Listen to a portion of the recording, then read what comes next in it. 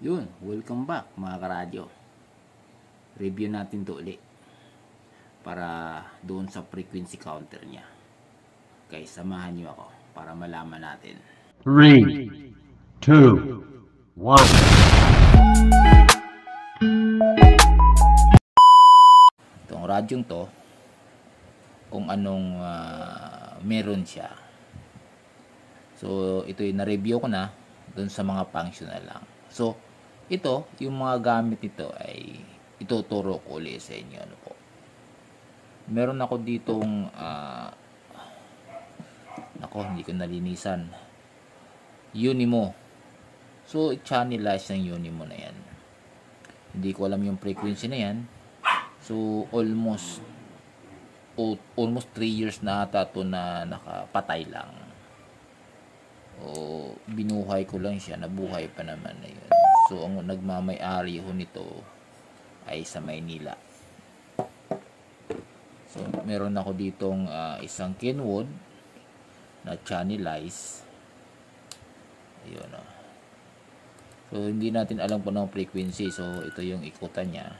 Ayan. So, batay natin. Ayan o. Tsaka, meron ako ditong isang, yung aking UB21 Pro. So, ito ay nag-set ako dito ng UHF. So, nag-set ako ng UHF sa kanya para malaman natin sa pag-testing natin kung anong makikita niya. Diba? So, ang pag-ano natin na hindi naman niya yun kasi wala naman naka-memory, nag-set lang ako ng frequency din ng UHF. So, itong dalawa na to, ito kasi hindi ko alam kung alin yung dual band, dual dito. Kaya, pag hindi ko ma-search, ililipat ko na lang. Ano po. So, ito yung radyo na yun, guys. Ito yung tinuro kanina. Kaya na natin. Patay pa. Welcome. Channel mode. So, guys, ito yun. Ito yung function na to.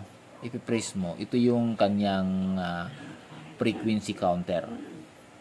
So, wala naman siya nakasulat dyan. Ito yung frequency counter niya. So, subukan natin ha. Ito muna tayo sa UHF. So, almost, yan guys, wala namang nakalagay dyan. Diba? Wala nakalagay. So, subukan natin yung, kasi iba, yan mo, 4.3, iba naman to rito yung. O, 4.3.4 nakalagay dyan, no? 5.5.0. So, wala naman dito yun. So, testing natin. Ano po? UHF muna tayo. Yan. So, searching UHF. So, ito, pipindutin ko ito. Ayan o. Yun. So, tika, nang bago 434 so, 550. So, kanina is 434, 550 na rin yan kasi 48 and 75. So, ibig sabihin na wala sa center plate. Ulitin natin. Yung frequency natin dito ay 434550. UHF, layo natin. Ayun 434550. Ano po? Ayun. Kailang, wala siya sa center plate. Ano po? Kita nyo na. So, ngayon, guys, back natin ano pa. So, UHF po yun. So, ito ay BHF. BHF, buhay natin. 1. So, saan kaya? 2, 1. Ayan. So, 1 na lang muna para malaman natin. Wala namang naka-frequency. Ano po. So, testing natin ulit. Hindi niya masisilik, guys, dahil UHF po siya. So, ang pipindutin nyo po na para maging BHF pa itong baba. Yun, BHF. Press ko na to. Press ko. Ayan. Umilaw na. Ayun. Lipat natin. Maingay. Lipat natin. Pero kung ito. Test natin ulit. Yun BHF. VHF, UHF, VHF. Press natin, oh. Yan, oh. So guys, wala sa center freak din. Ibig sabihin, itong radyong to wala sa center freak. Pero ang tama niyan is 503. Oh. 503 ho yan. Oh, lipat tayo ng iba. Malay mo, center freak siya.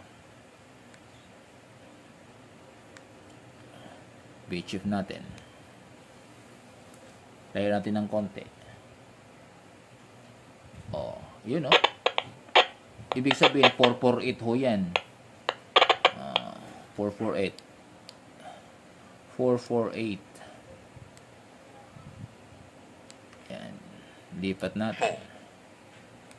Lipat natin isa. VHF. Oh, yun oh. 145. So, ibig sabihin, itong radyong to ay, itong Kenwood na to ay wala sa center freak. Patay natin. So, ngayon guys, itong Unimo na to is testing ho natin. Ano po? Testing ho natin.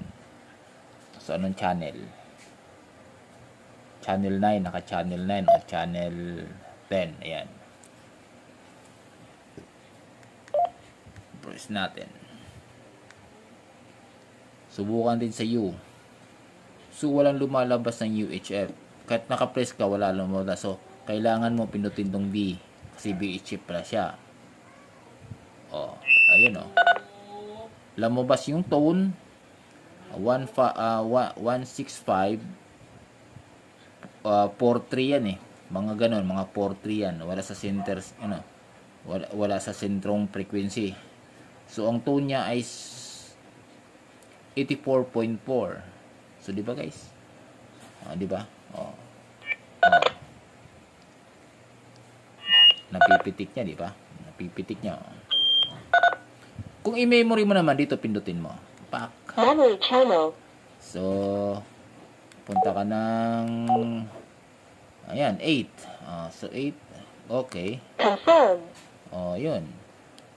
So, magkakontakan na yung dalawang yan. Sana all. Audio check, audio check. Audio check, audio check. Ba, ano po? So, wala man siyang GPS ito, may nakasign, kasi iba palang program dito sa Pilipinas dun sa kanila din. So, may tinitingnan pala yung Baoping. Pero, sa tingin ko guys, ito kasi is UB17L. Yung pala yung Pro. Baka yung Pro. Kasi dalawang klase ito eh. UB17 Pro. Baka yun ang merong GPS. Nagkamali lang ata ako. Baka ang nakuha ko kasi is L. UB17L. Yung Pro ata ang may GPS. Wow! Meron na naman siyang mga function dito. Kaganito, yung frequency counter. So, nakikita yun, tinitesting naman natin.